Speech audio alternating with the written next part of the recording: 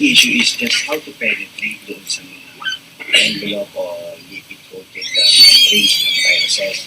So, hindi sila mag-succeed.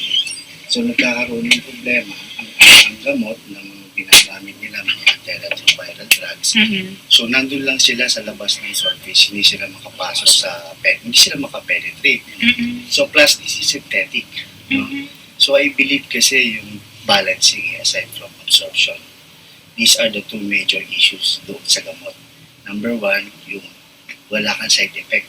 So, you have to balance na dapat walang side effect. So, para walang magiging sakit, magagaling isang sakit, yung isang sakit naman, mas mapapagpapagit, no? So, yan ang issue, balancing. So, the issue here is using 100% natural. Napakadami na kasi gawa ng Diyos yan eh.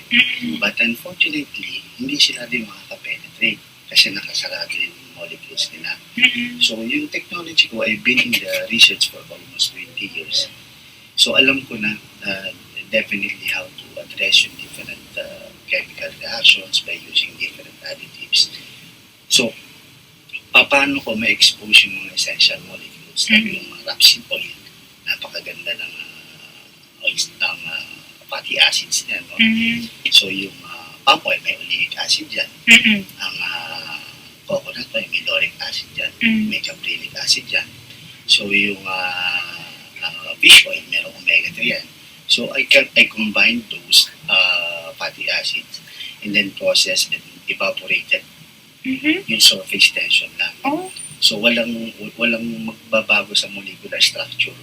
So, ang mangyayari, yung mga essential elements may expose lang.